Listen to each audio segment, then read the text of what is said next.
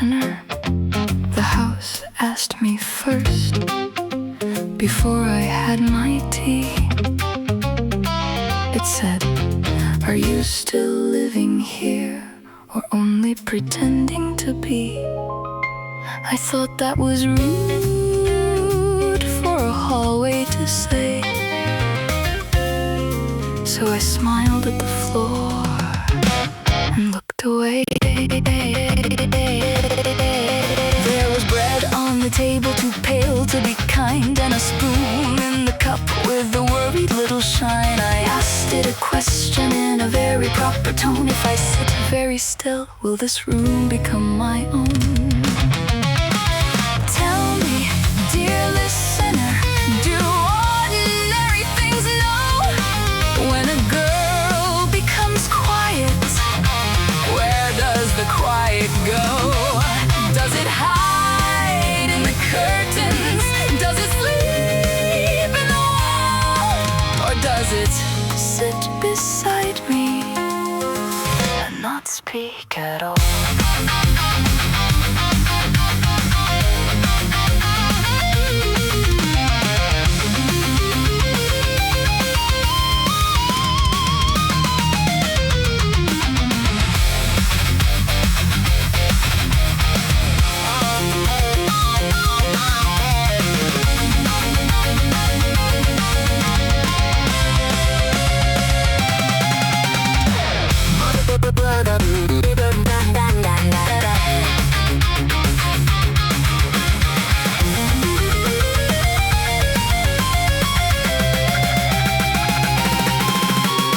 Mother was breathing in the room down the hall, so softly, so politely, it hardly breathed at all.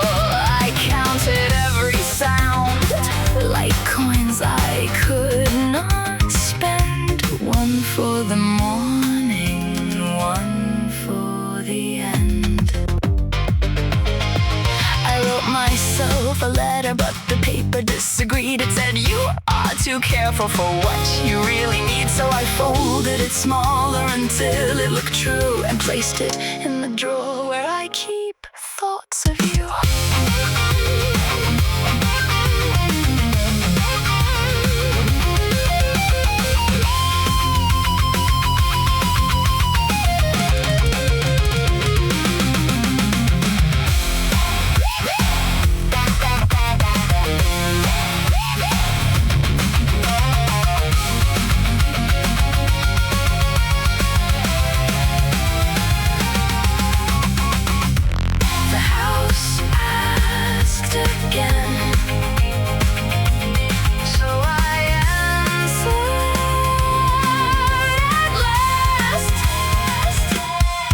I am here for now. Please don't ask too fast.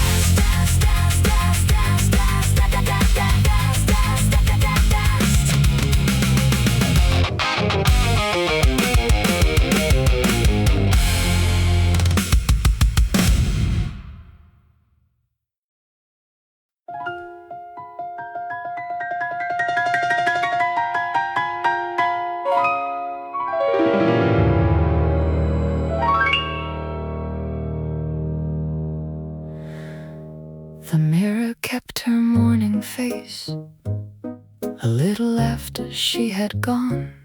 It held the eyes too carefully, it wore the mouth too long. The ribbon on the table curled into a question mark. The comb lay still and silver, like a fish inside the dark. Too long, too long.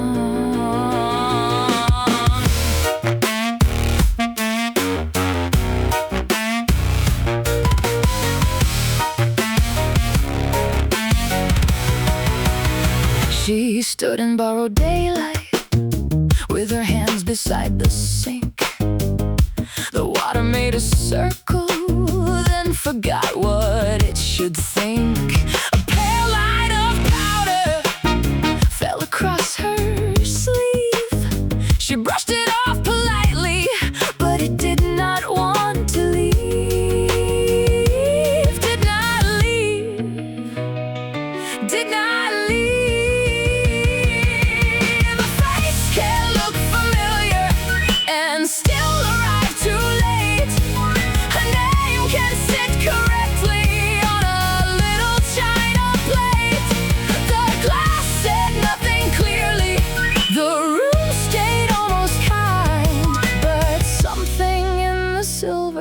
had stepped half a pace behind. She practiced being careful with the buttons of her dress. One was slightly crooked, but the rest agreed to yes. The chair observed in silence. The curtain held its breath. The clock made tiny footsteps like a polite idea of death. Hold your breath. Hold your breath. The mirror did not frighten her, that would have been too plain. It only looked more certain when she looked at it again. It kept a smaller version of the girl who had to stay and let the living one go softly on her way.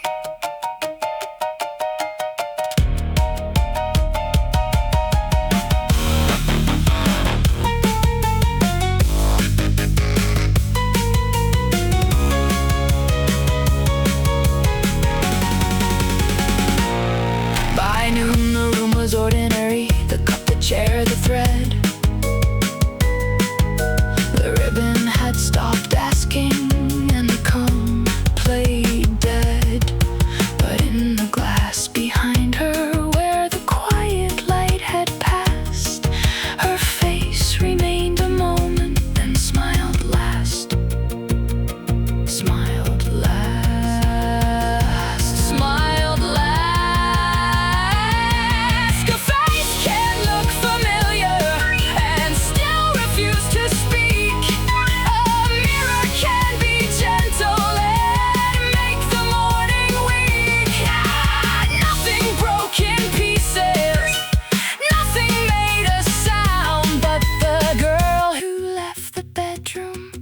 Was not the one it found. The mirror kept her outline. The room forgot the rest. A ribbon slept beside it like a secret getting dressed. And somewhere in the hallway, a small voice crossed the glass, not asking to be answered, only asking to pass. To pass. To pass. To pass.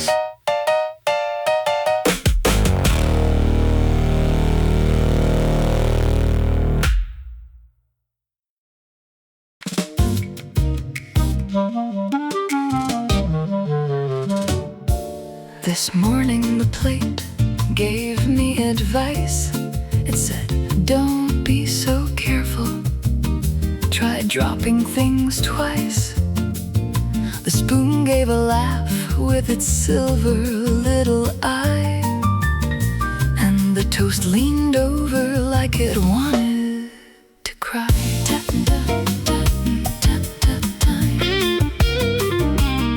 There were crumbs on the table arranged like a map, a kingdom of breakfast in a folded nap. I asked where to go if the door stayed shut. The butter said anywhere, but not too much.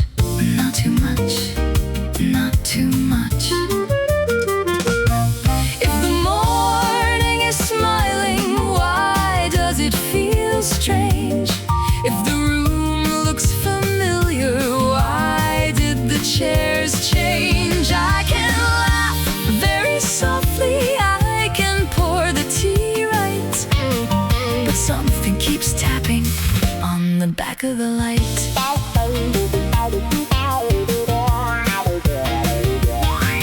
The clock in the hallway was terribly polite. It swallowed each second and called it alright.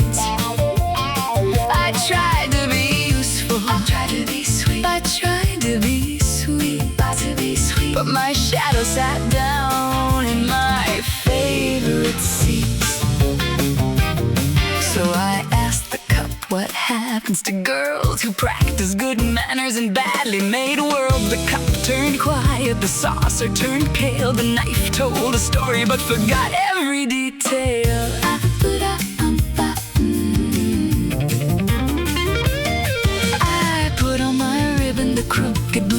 it said, "You look ready to almost have fun." So I smiled at the window and the window smiled back with a face made of weather and a small silver crack.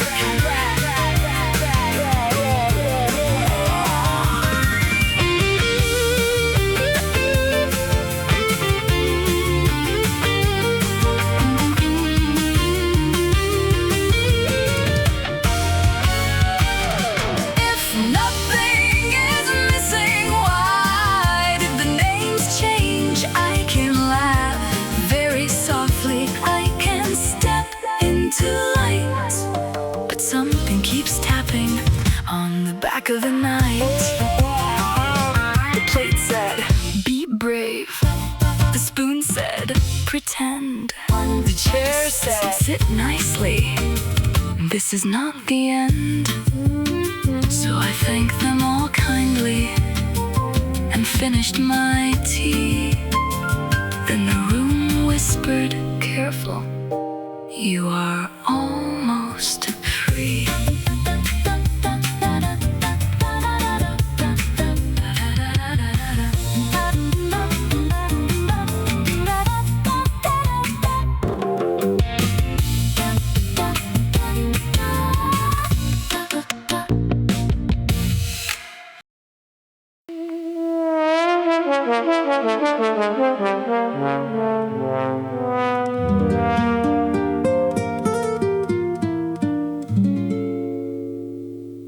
Tonight I wrote a letter with my elbows on the desk. The lamp leaned over softly like it had a small request. I wrote my name politely at the bottom of the page, but the ink began to tremble like a bird inside a cage. Inside a cage, inside a cage. The envelope stayed open with its little paper mouth. The window held the evening, but the stars were coming south. I asked the quiet table, "Is this really mine to send?" The table made no answer, so I asked the pen again. Ask again. Ask again.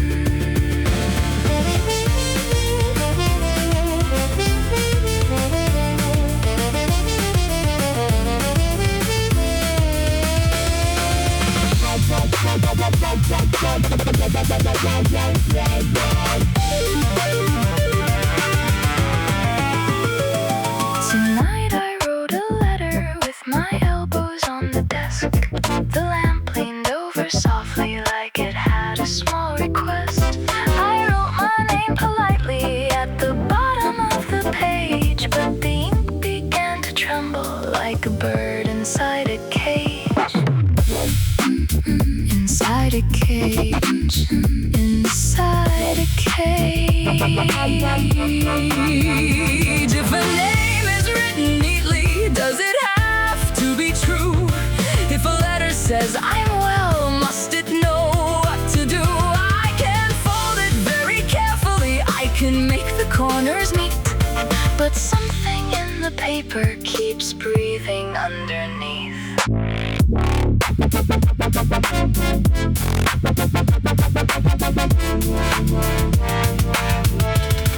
I wrote the day was gentle, though the day had not been kind. I wrote the tea was lovely, then I crossed out every line. The drawer beside me opened just a narrow little way, as if it knew the sentence I was too polite to say. Too polite.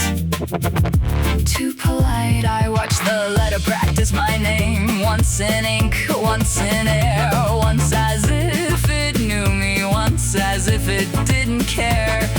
I watched it become smaller than the girl who held the pen, then larger than the evening, then smaller once again. You may think it foolish to fear a folded sheet, but paper can remember where the careful people meet. It knows the little phrases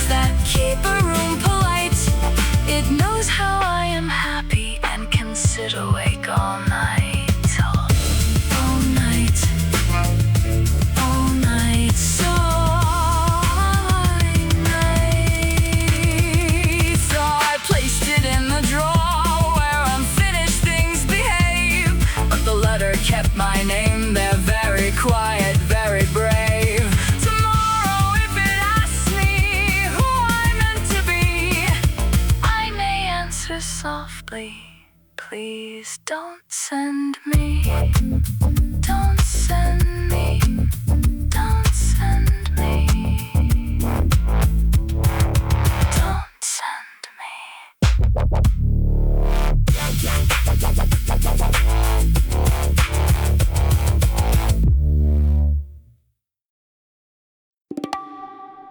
One step for the hallway, 2 steps for the key, 3 steps for the doorway that would not look at me. The doorstep tapped 3 times in a careful little way, as if it knew a dance I had not learned to say. 1, 2, 3. 1, 2, 3.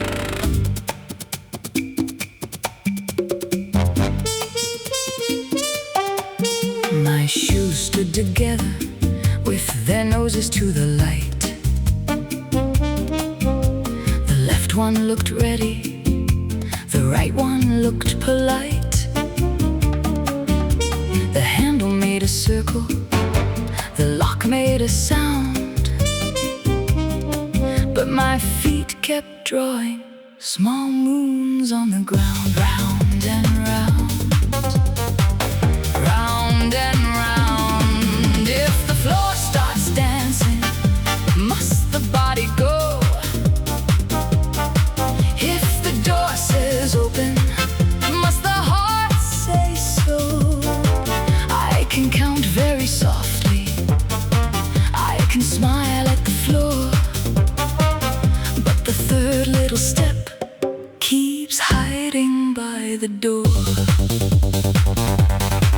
The umbrella in the corner had a black folded wing. It bowed like a gentleman who had misplaced spring. The coat on the hook held its breath in the hall, as if leaving were a habit too expensive to call. Too expensive, too expensive. The key said, turn me. The shoe said, try. The mat said, careful. The outside is dry, but dry things can burn and bright things can stare. So I practiced going nowhere with extraordinary care. Going nowhere, going nowhere.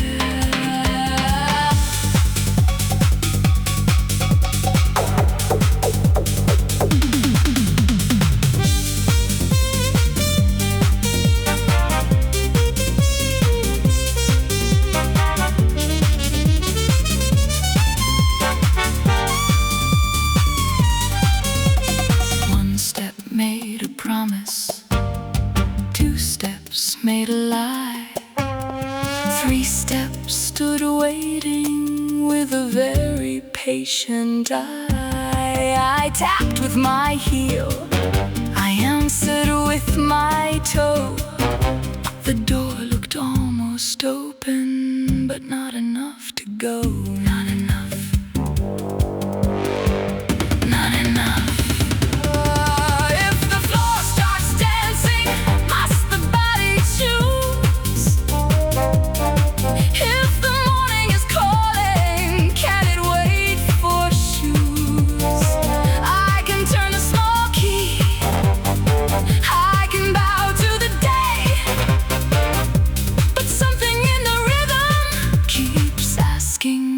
Stay.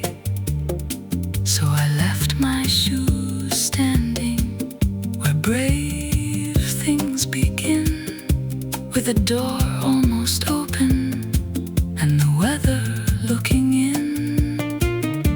The doorstep tapped once, then twice, then 3, and stopped just before it became me. 1, 2, 3.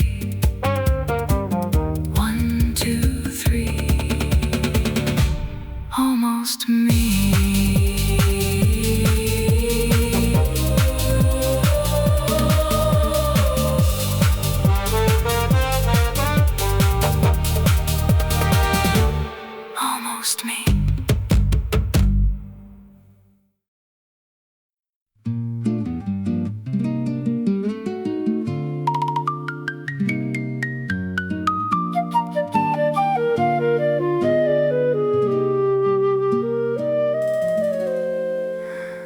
The street pretended to know me before I said a word. It nodded at my footsteps like a rumor it had heard. The windows leaned politely, the signs began to glow, and every little corner said, "We thought you'd come, you know."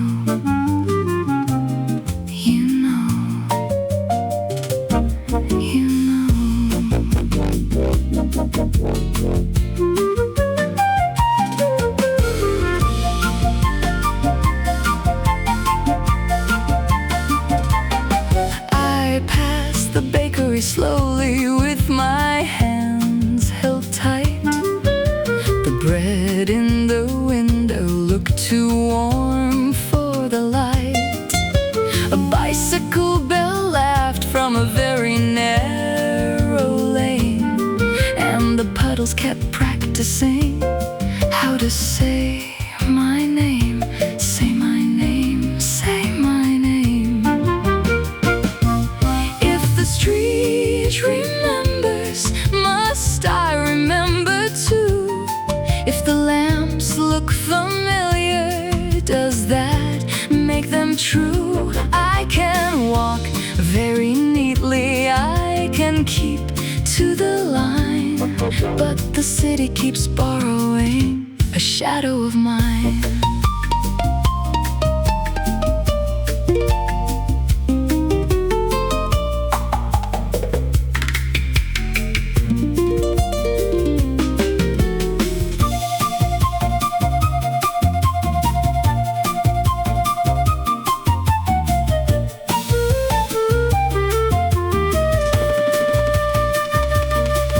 Then the curb said, "Careful." The gutter said, "Stay." The traffic light changed, then changed back halfway. I asked my two shoes if we still had a plan.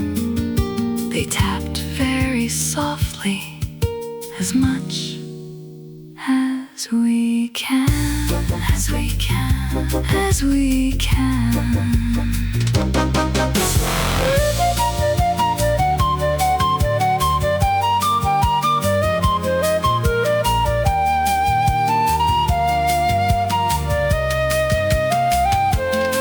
So I turned at the corner where the blue shadows meet, and thanked every stranger for not stopping me.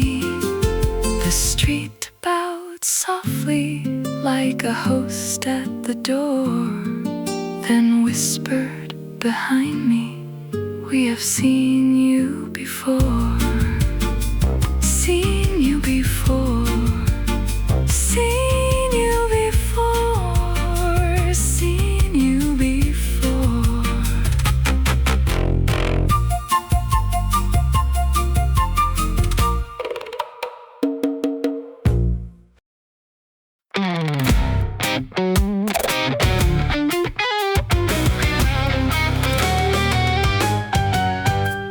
The street pretended to know me before I said a word. It nodded at my footsteps like a rumor it had heard. The windows leaned politely, the signs began to glow, and every little corner said, "We thought you'd come, you know, you know, you know."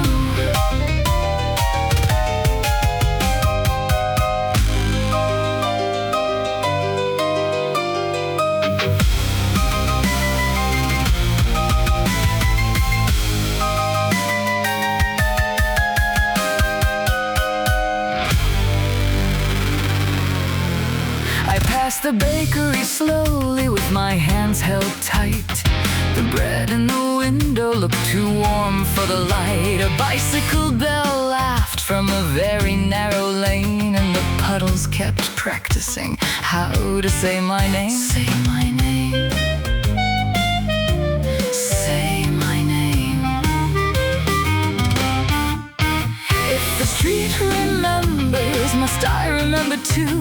If the lamps look familiar, does that make them true? I can walk very neatly, I can keep to the line, but the city keeps borrowing a shadow of mine.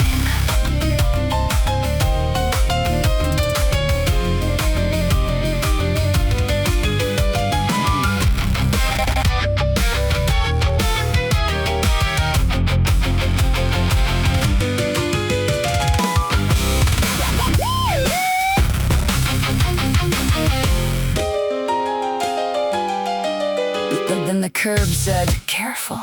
The gutter said, stay. The traffic light changed, then changed back halfway. I asked my two shoes if we still had a plan. They tapped very softly, as much as we can, as we can, as we can. If the street remembers where I meant to go, should I follow its kindness? Should I tell it no? I can smile at the windows, I can step through the day, but the city keeps asking in a too gentle way. So I turned at the corner where the blue shadows meet and thanked every stranger for not stopping me. The street bowed softly like a host at the door, then whispered behind me, we have seen you before. Seen you before, seen you before, seen you before.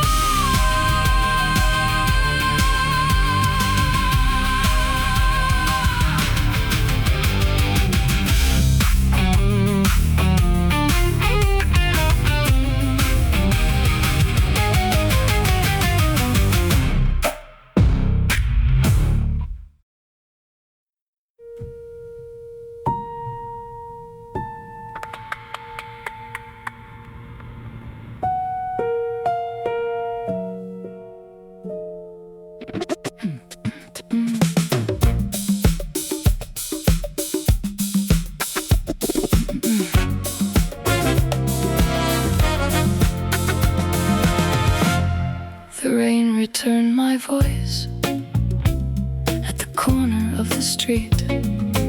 It placed it in my hands like something small and sweet. I said, that cannot be mine. I left mine home today, but the rain kept falling in a very careful way. Careful way, careful way.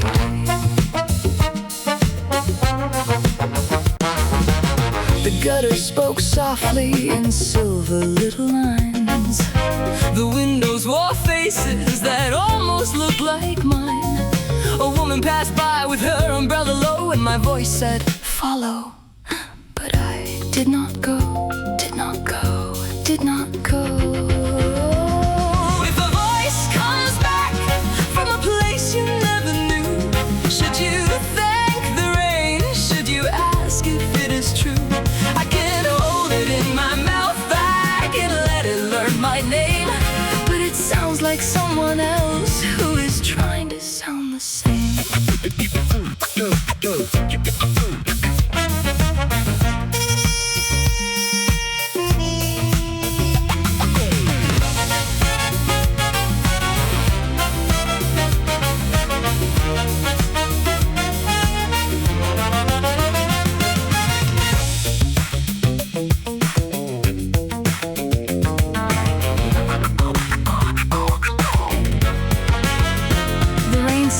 Use it. The wind said, not yet. The drain said, everything lost learns how to forget. So I opened my mouth, just a little, just so, and a word stepped out before I told it to go. Told it to go. Told it to go. You may think a voice is a simple thing to keep, but some voices wander while the body is asleep. They sit in wet doorways, they wait under stairs, they learn other people's small unfinished prayers. Unfinished prayers. Unfinished prayers. If a voice comes back and it knows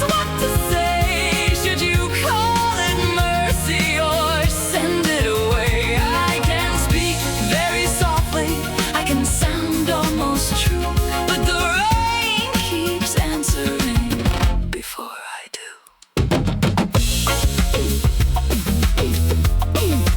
So I carried it home, under weather and light, a voice in my pocket, still down from the night. When I reached the doorway, it whispered through me, you are not silent, you are only empty. Only empty. Only empty. Only empty.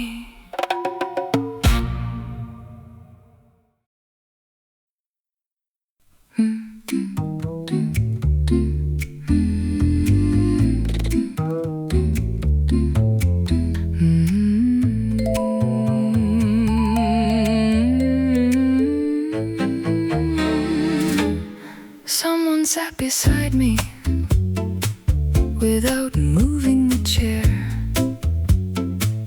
I did not see a body, but I knew someone was there.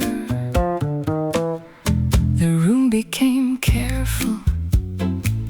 The lamp lowered its eye, and all my little questions stood neatly in a line, in a line, in a line, in a line.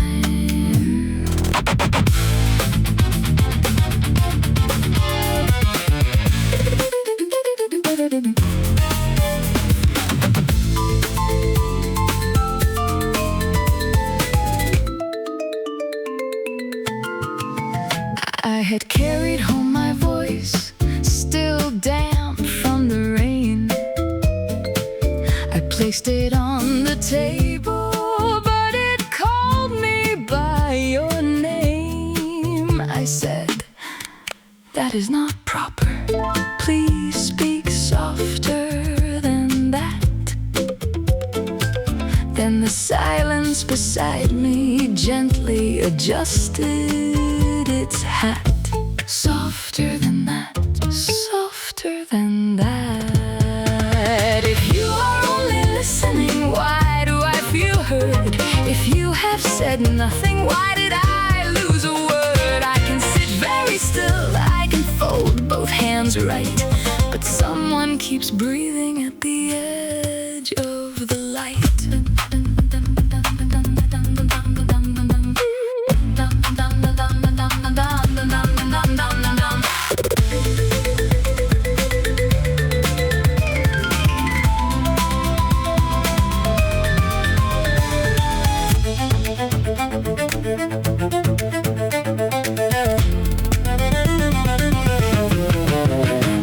The cup did not tremble, the window did not stare, even the old floorboards pretended not to care. But the empty place beside me was warmer than before, as if a small tomorrow had entered through the door, through the door, through the door, through the door. I asked, are you the reader?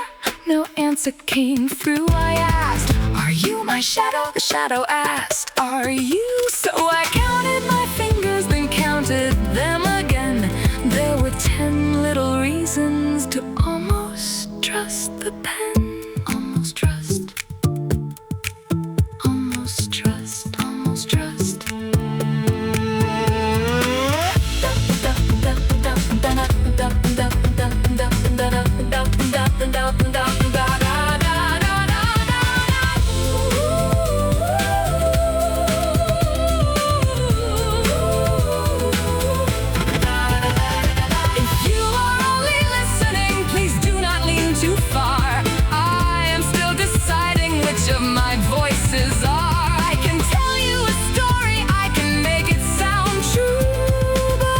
Sit beside me, I may become you.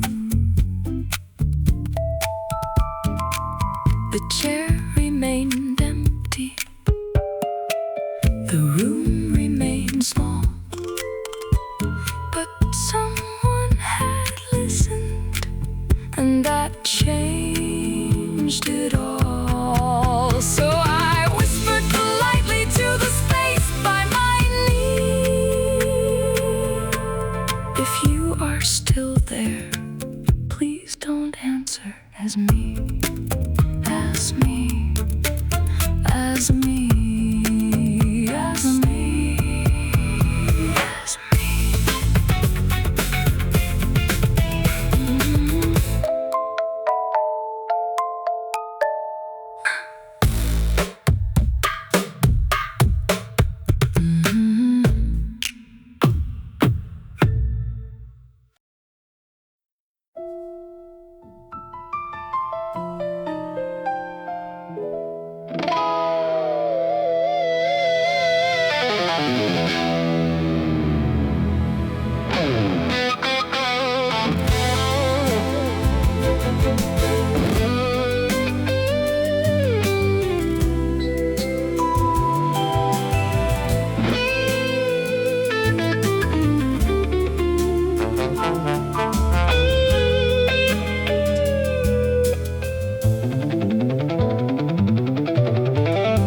Please don't ask too kindly what became of me. Kindness has a window, and windows let things see. I have told the table, I have told the rain, I have told my little shoes, they may wait again, wait again, wait again.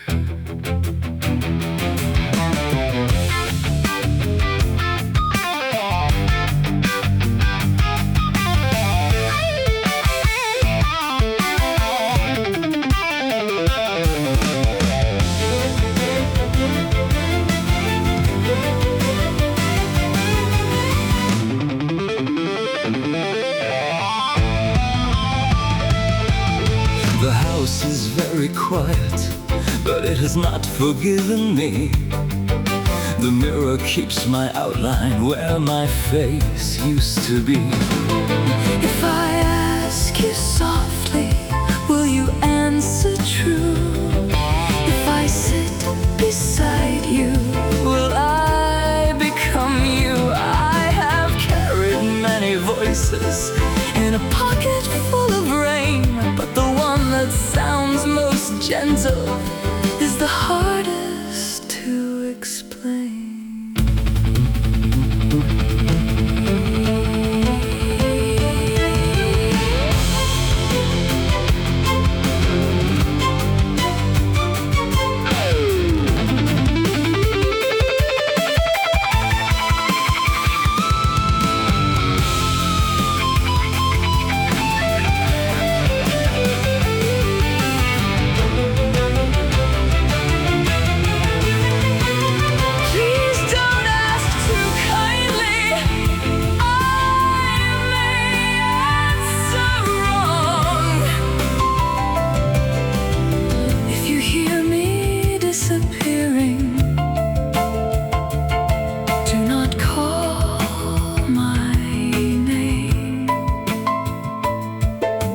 Listen very quietly and do not sound the same. The lamp lowered its eyelid, the rain left the glass, the chair beside me emptied, but some